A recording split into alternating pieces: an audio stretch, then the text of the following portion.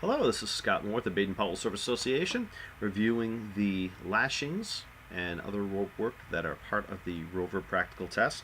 Right now I'm going to demonstrate how to do a diagonal lashing. Diagonal lashing is for joining together two spars at an odd angle, something that's not a right angle. Typically, if you want to join two spars at a right angle, you want to use a square lashing. So what we're going to do here is a diagonal lashing, which if you're building like an A-frame structure or something like that, where you're going to have spars cross at something other than right angles, a diagonal lashing is a good one to use. It gives you a little play in the position of the spars. Unlike most lashings, we're not going to start this one with a clove hitch. We're actually going to start this one with a timber hitch. So I'm going to take one end of my rope,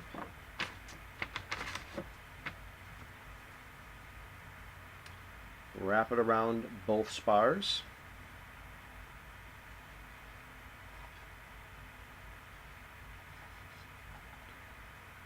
loop it around the standing end. Give myself enough to deal with there.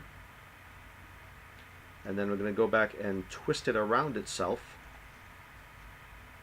to make a standard timber hitch, turning it back around itself in the direction it came from. And then we'll pull this tight.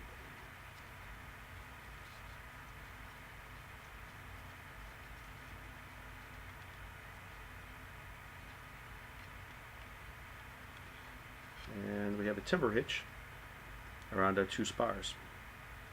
Now what we want to do is we're going to wrap this rope,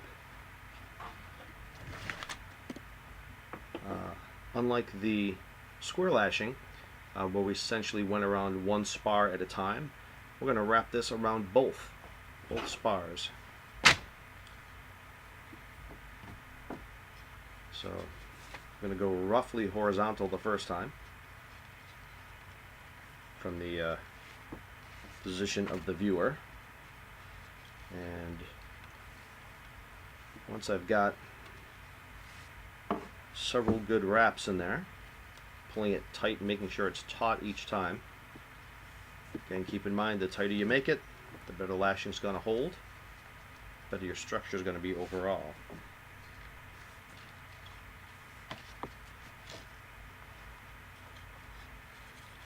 So I now have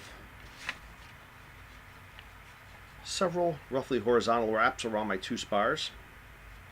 I'm now going to start wrapping it vertically.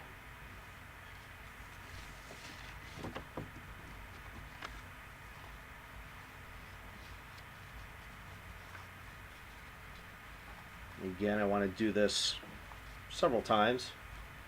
4 or 5 is, at least 4 or 5 wraps is always good for a lashing.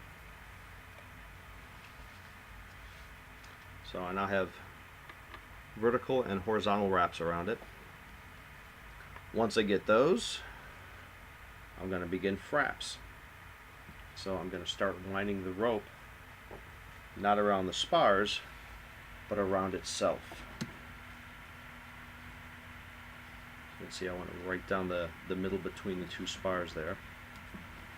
Pull that tight each time you wrap it around, or each time you frap it around.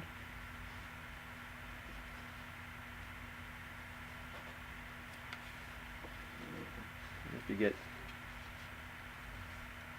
3 or 4 good fraps in the middle, you can finish this off by attaching it via a clove hitch to one of the other spars.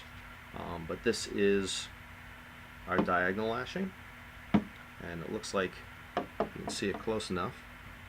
You'll see kind of the X pattern of the two diagonals going from the upper right to the lower left, and lower right to the upper left. And these will have some play in them. So like I said, if you need to build a structure, or you're pioneering something that's where you're using this for support and staves are crossing at odd angles, this is a good one to do, because it won't necessarily force them to be at a 90-degree angle. Actually, the natural state is going to be something a split of acute and obtuse angles just from the way the wraps are around the rope.